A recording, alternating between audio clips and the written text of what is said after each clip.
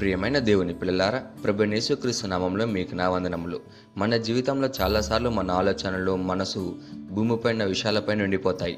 డబ్బులు, పేరు, గౌరవం, సమస్యలు, భవిష్యత్తు గురించి భయాలు.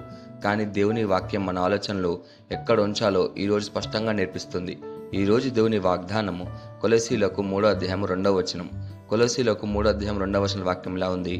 పైనున్న వాటి మీదే గాని భూ సంబంధమైన వాటి మీద మనసు పెట్టుకొనకొనుడి అని. ప్రియమైన సహోదరి సహోదరులారా, ఈ వాక్యంలో అపోస్తలుడైన పౌలు విశ్వాసులకు ఒక ముఖ్యమైన ఆజ్ఞ ఇస్తున్నాడు. మనసు అంటే మన ఆలోచనలు, మన ఆసక్తి, మన లక్ష్యాలు. మన మనసు ఎక్కడుంటే మన జీవితం కూడా అక్కడే ఉంటుందని చెప్తున్నాడు. పౌలు చెప్తుంది, భూమిపై ఉన్నవి తాత్కాలికం, కానీ పరలోక రాజ్యం నిత్యమైనది అని. అంటే మన జీవితం కేవలం ఈ లోకానికి మాత్రమే కాదు, దేవుడు మన కోసం శాశ్వతమైన రాజ్యాన్ని సిద్ధం చేశాడు. దీనికి ఒక గొప్ప ఉదాహరణ పేతురు అసలు పేరు సీమోను. అతను గలిలియా సముద్రం వద్ద నివసించే ఒక సాధారణ మత్స్యకారుడు. అతని జీవితం చాలా సాధారణంగా ఉండేది. ప్రతిరోజు చేపలు పట్టడం, కుటుంబాన్ని పోషించడం, దేవుని గురించి పెద్దగా లోతుగా ఆలోచించని సాధారణ జీవితం. అతనికి పరలోక రాజ్యం, సువార్త ప్రచారం వంటి విషయాలు అప్పటి వరకు తెలియవు. ఒకరోజు యేసయ్య గలిలియా సముద్రం దగ్గరకు వచ్చి సీమోన్తో ఇలా అన్నాడు, నన్ను వెంబడించు, నేను నిన్ను మనుషులను పట్టు జాలరిగా మారుస్తాను అని.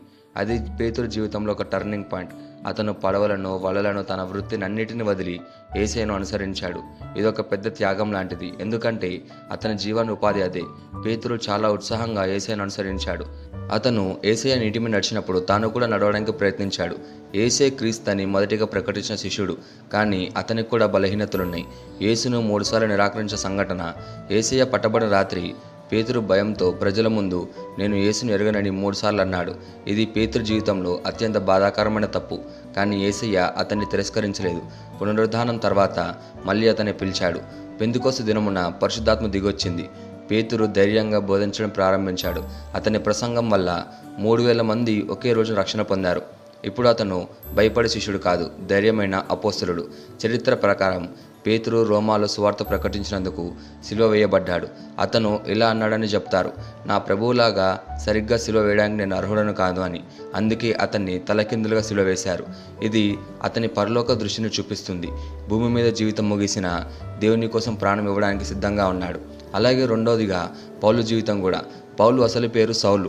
అతను తార్సు పట్టణంలో జన్మించాడు మరియు ఒక పరిసయ్యులాగా పెరిగాడు. అతను బాగా చదువుకున్నాడు, ధర్మశాస్త్రంలో నిపుణుడు, యూదులలో గౌరవనీయుడు. అతని లక్ష్యం ఏంటి అంటే క్రైస్తవులను అణచడం. సౌలు క్రైస్తవులను పట్టుకొని జైల్లో పెట్టబోయాడు. స్టెఫెను రాళ్లతో కొట్టబడి చనిపోయినప్పుడు అతను అక్కడే నిలబడి ఉన్నాడు. అతను నిజంగా దేవుని సేవ చేస్తున్నాను అని అనుకున్నాడు, కానీ అతను దేవునికి వ్యతిరేకంగా పోరాడుతున్నాడు. దమస్కు వెళ్లే మార్గంలో ఒక ప్రకాశమైనవంత వెలుగు, యేసయ్య స్వరం, సౌలా సౌలా, నీవు నన్ను ఎందుకు హింసించుచున్నావని. ఈ సంఘటన సౌలు జీవితాన్ని పూర్తిగా మార్చేసింది. అతను కంటిచూపు కోల్పోయాడు.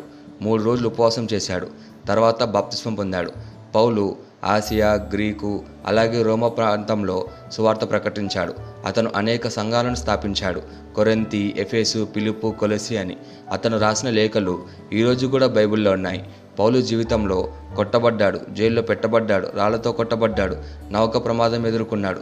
అయినా అతను ఇలా అన్నాడు, బ్రతుకుట క్రీస్తే, చావైతే మరి లాభమని. చరిత్ర ప్రకారం పౌలు రోమాలో నేరో చక్రవర్తి కాలంలో శిరచ్ఛేదం చేయబడ్డాడు. అతని చివరి మాటలు, నేను మంచి పోరాటము పోరాడి తిని, నా పరువు కడముట్టించి తిని, నా విశ్వాసం కాపాడుకొంటిని అని. ఇద్దరి జీవితాలు మనకి ఏం నేర్పిస్తున్నాయంటే, పేతురు భయపడే మత్స్యకారుల నుండి ధైర్యమైన సహిదిగా మారాడు. పౌలు క్రైస్తవులను హింసించేవాడి నుండి గొప్ప అపోస్తలుగా మారాడు. ఇద్దరు ఒకే విషయం నేర్పిస్తున్నారు, భూమి మీద జీవితం తాత్కాలికం, కానీ దేవుని కోసం జీవితం శాశ్వతమని. అలాగే ఇతరుల విశ్వాసులు కూడా. 1వ శతాబ్దం క్రైస్తవులు హింసను ఎదుర్కొన్నారు, తమ ఆస్తులను కోల్పోయారు, కొందరైతే ప్రాణాలని కోల్పోయారు. అయినా వారు దేవుని వదిలిపెట్టలేదు. ఎందుకంటే వారికి తెలుసు, ఈ లోక జీవితం తాత్కాలికం, కానీ పరలోక జీవితం శాశ్వతమని.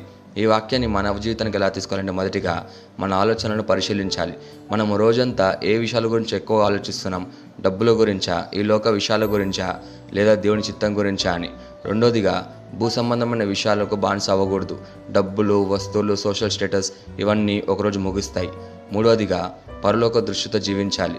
ప్రార్థన చేయడం, బైబిల్ చదవడం, సేవ చేయడం లాంటివి చేయాలి.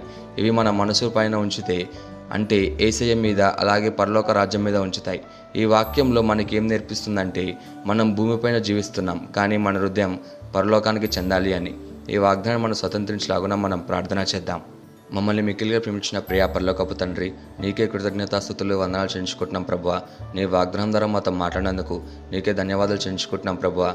ఈరోజు నీ వాక్యం ద్వారా మా మనసు ఎక్కడుండాలో మాకు బోధించినందుకు నీకే కృతజ్ఞతలు చెల్లించుకుంటున్నాం ప్రభువా. భూ సంబంధమైన విషయాల మీద కాకుండా పైనున్న పరలోక విషయాల మీద మా ఆలోచనలు నిలిపే జ్ఞానాన్ని మాకు ప్రసాదించండి తండ్రి. పేతురులాగా పౌలులాగానే నేను అనుసరించే జీవితాన్ని మాకు ప్రసాదించండి. ఈ లోకపు ఆకర్షణలు మమ్మల్ని తప్పించకుండా నీ రాజ్యాన్ని ముందుగా వెతికి హృదయాన్ని మాకు దయచేయమని ప్రార్థిస్తూ యేసుక్రీస్తును అడుగుచున్నాము తండ్రి. ఆమెన్.